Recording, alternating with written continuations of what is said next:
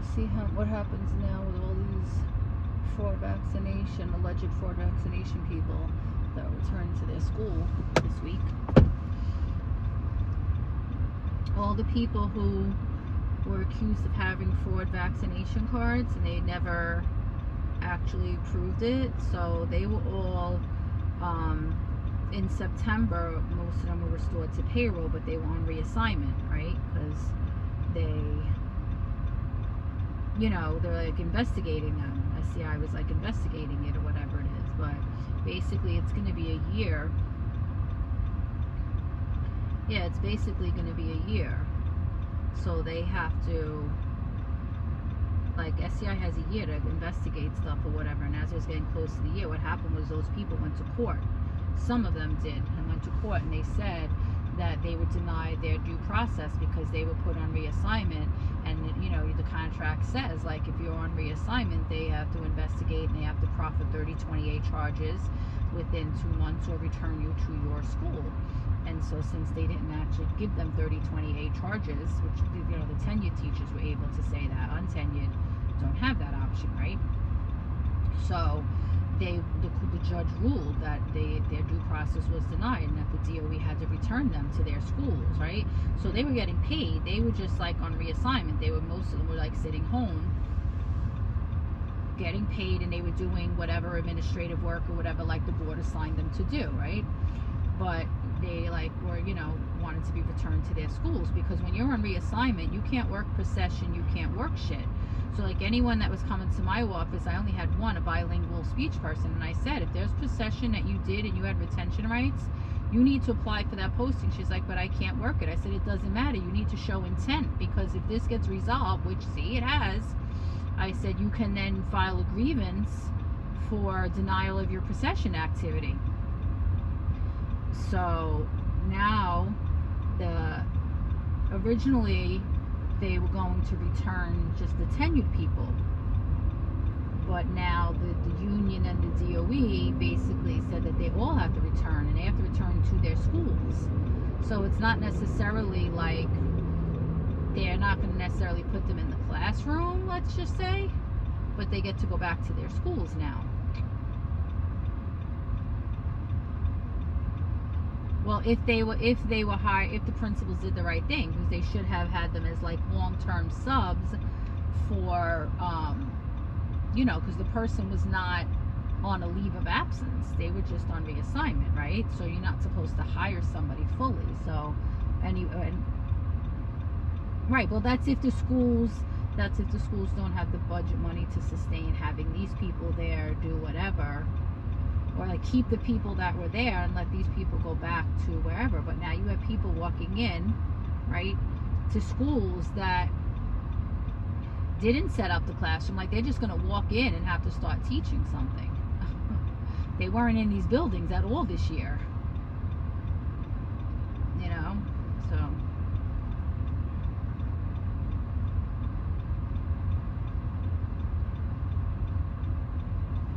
Well, you're not teaching my class, you're teaching your class, because I was never assigned to that class in September, because I was on reassignment before the school year started. Like, they were not, all those fraud vaccination people, if you remember, they were like removed and suspended originally, like in the spring of last year.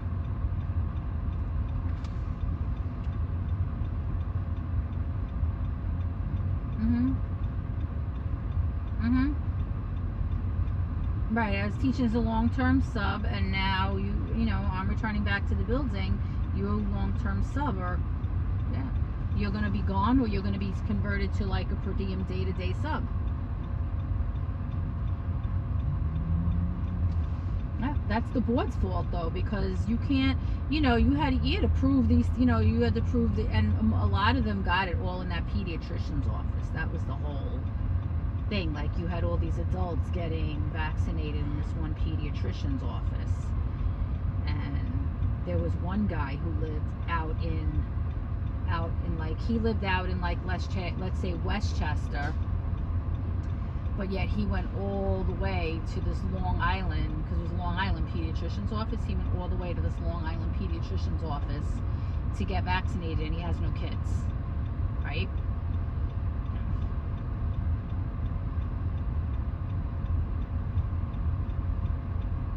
Oh, absolutely not. UFT, but see, UFT members couldn't say that because the UFT quite specifically put it out there to their members because they teamed up with our health insurance company, Emblem Health, Advantage Care, physician's office, and they had sites in all the boroughs specifically for UFT members. And I literally took me less than a week to get my appointment. And I went in, they knew it was UFT and it was UFT members only. So that's not gonna fly.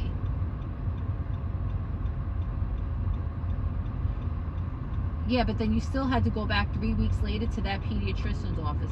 I'm just saying, the pediatrician's office got busted pretty much because 2 undercover Suffolk County cops went in there to get the vaccination or whatever it is, and that's how they found out the pediatrician's office was supposedly doing that. Now they can't prove whether or not you put the vaccine into my arm or not. That was the whole issue, because they were supposedly destroying the dose but logging it.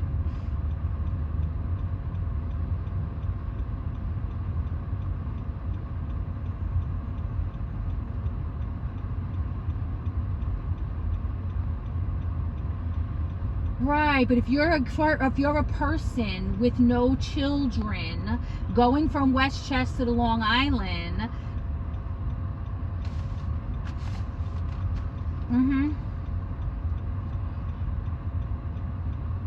right.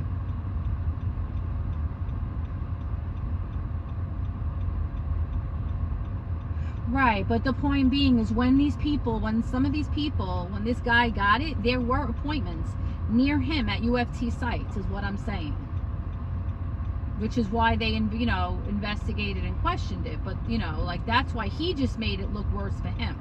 Like other people, if I was taking my kid to the pediatrician and they gave me the shot too, great, right? Or if I was taking my kid to the pediatrician just for their checkup and I didn't want my kid vaccinated, but they had it and I got it, that's great, right? Just saying, because remember, they didn't approve kids dosing the same time they approved adults, right? But some of the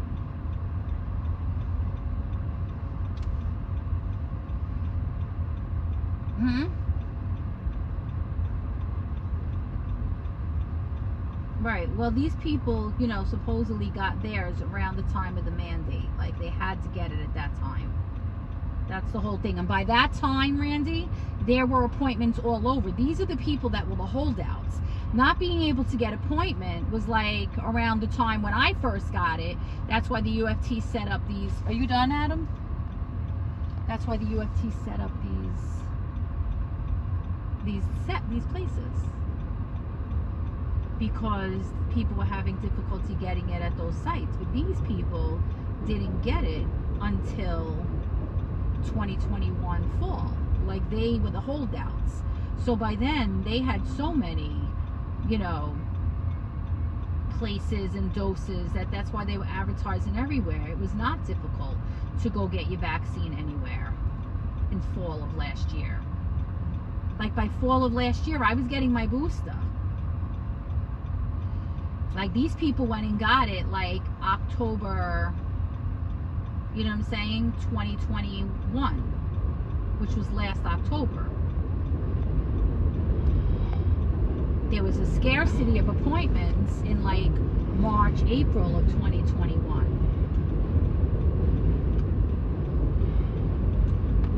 Right, yes, but that's what I'm saying. So they, but not in the DOE. Teachers are you if you're under investigation. You don't even know you're under investigation, and they call you in last after they've interviewed witnesses and everything, and then they call you in and they tell you, and then you respond. But the problem is that they never were able. They only have a certain timeline. You can't just forever have people you didn't have the ability to prove this. You need to return them to work and assume that they are vaccinated. That's it.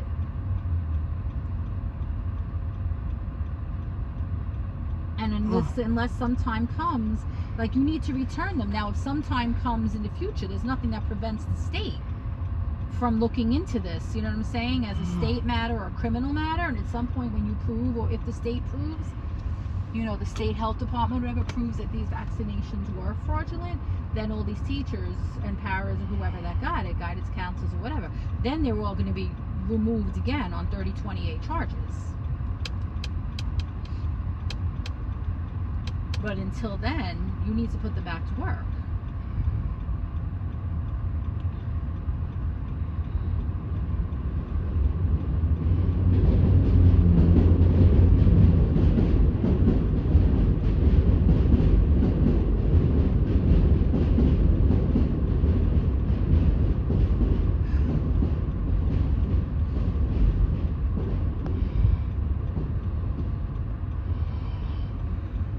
Adam, can we go now?